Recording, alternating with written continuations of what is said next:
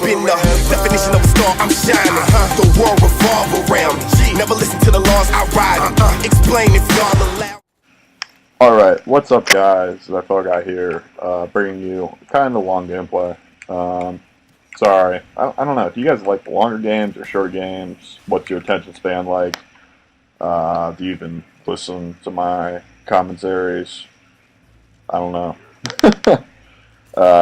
Anyway, I'm kind of getting raped in the beginning. But today, I didn't, this is not my first time, this is my second time actually doing this. I was going to talk about a ton of things, and I realized I don't have time in this video. So I'm just going to solely devote to my very specific Infamous 2 review. Now, if you don't know what Infamous is, I'm going to give you the general plot of the first one, and then I'm going to give you the general plot of the second one. So in the first one, your name's Cole McGrath. You're a college dropout, and you're a bike courier in Empire City, which is basically New York.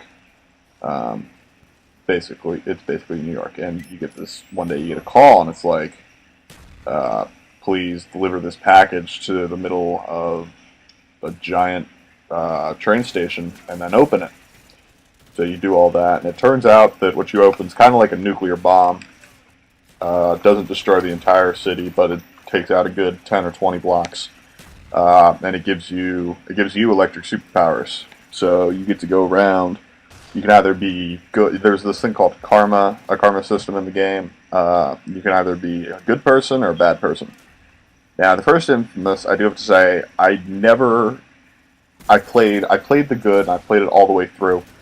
I didn't play it on my PS3. That's why if you check my trophies, you see I think I had like 6% of the game done or something like that. I don't have that much done because I did it on my friends. If you don't believe me, go screw yourself. I can tell you everything that happens in the game, and I could probably beat you down if there were a multiplayer. Because I'm fairly decent at Infamous. I play it on normal, and I rarely die. But moving on. So that's the overall story. And now, without giving too much information about Infamous 2, I can say that in Infamous 2, you go to a new city. It's called New Marais. And the first game was kind of just introducing all these people. It's probably gonna be a trilogy. The first one is introducing everybody, creating establishing characters, and their relationships with one another, blah blah blah, doing shit.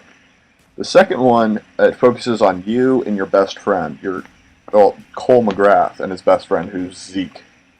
And Zeke is, well, he's kind of like a fat Elvis, if you ask me. So that's my best description of Zeke.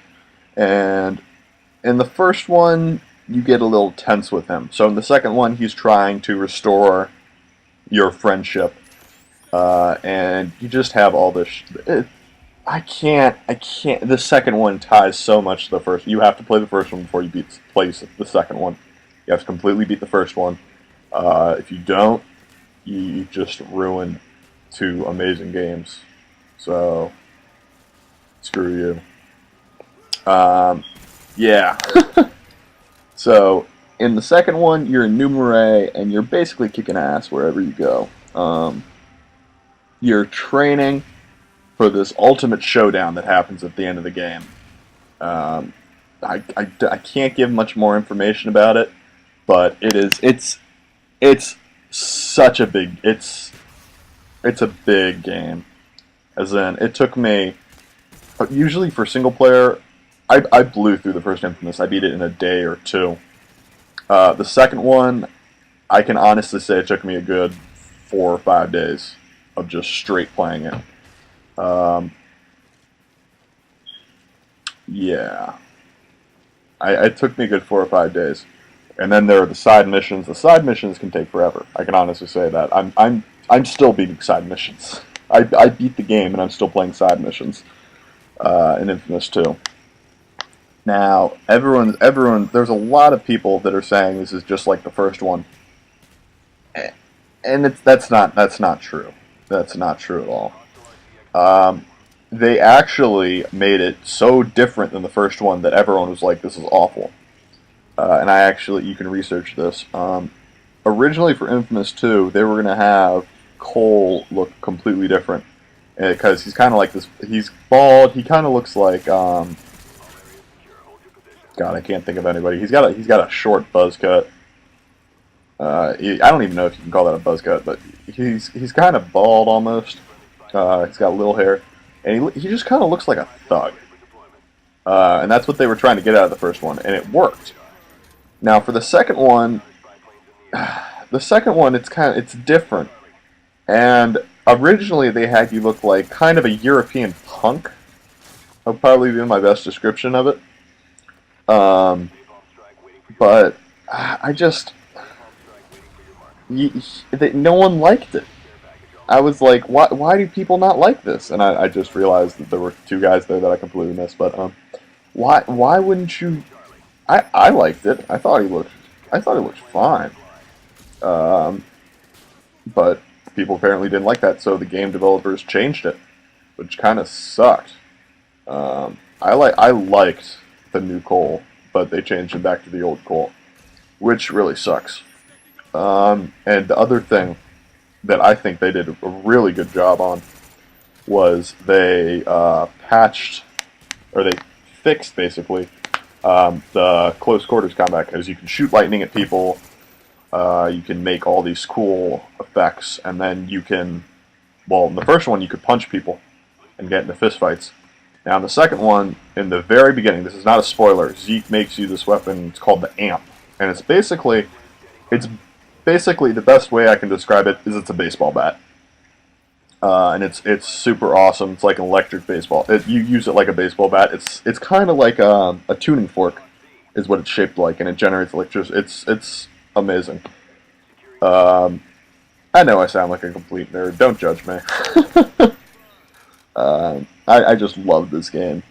But so now I'm gonna get on to what's bad about the game. There are a couple minor glitches. Nothing major. I mean, every game has glitches. I think I only ran into one or two major, like, actual glitches in the game, and that's pretty good for me.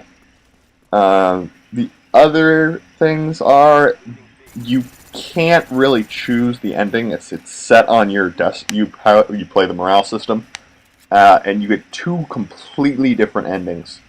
Like, in the first one, there was an end scene that was different if you were good or different if you were evil. And I have not yet beat Infamous 2 on evil, but I can imagine that it's two really different endings. Because I played the first one, and I don't want to give away any spoilers, but it was sad. It was just sad how the ending was, and it was made me want to be evil. And it was God, I'm running out of commentary space. What else was I going to say? In the first game you could only use electricity. Now you have the power to use either ice, which is in the trailers and everything, or, little known fact, you can master fire. I never learned fire. I did ice. Damn it. I'm sorry, but the person who gives you fire is kind of creepy. So I didn't do fire, I did ice, which kind of didn't help me at all. You'll learn later in the game. If you're playing Infamous 2 for the first time, if you played Infamous 1 and you were good, it's good for you. If you played Evil, it doesn't really matter. But for Infamous 2, I would strongly suggest being evil. Being good just doesn't, the game is so much harder being good. And I played on normal difficulty. There's easy, normal, and hard. I played on normal, and I only died a couple times, but it was tough. So that was that. And I'm running out of time. So, I'm going to finish this up. I'm going to give Infamous a 9.5 out of 10. I really enjoyed the game. It was a little closing on good, but I liked it. So that's that, guys. That's all, guy. I'm signing out. Peace.